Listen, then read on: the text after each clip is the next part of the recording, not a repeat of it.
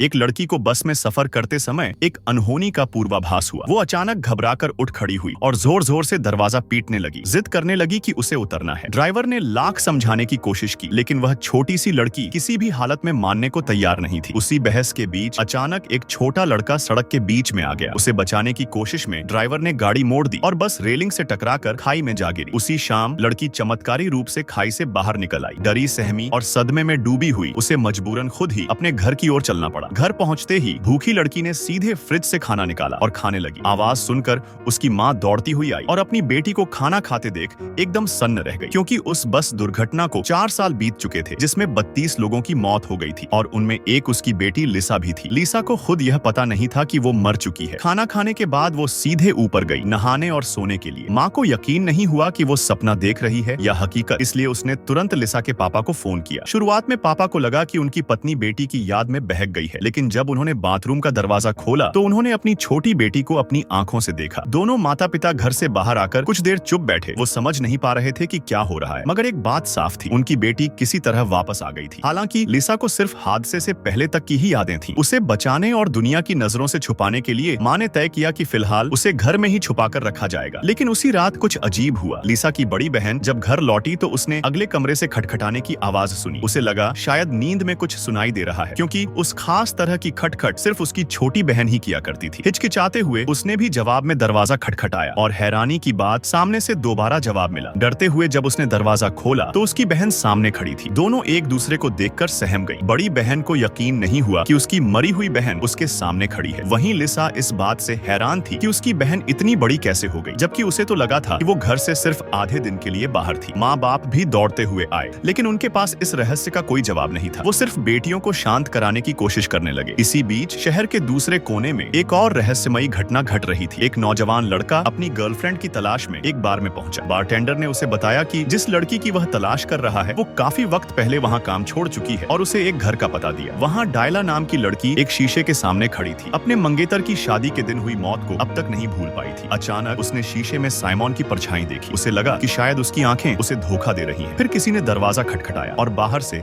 Simon की आवाज आई। उसे लगा ये उसके मन का भ्रम है, इसलिए वो दरवाजे पर चिल्लाने लगी। लेकिन साइमन को जब अपनी प्रेमिका की यह हालत दिखी तो उसे कुछ एहसास हुआ। अगले दिन उसने जाकर खुद की कब्र देखी और तब समझा कि वो खुद 10 साल पहले मर चुका है।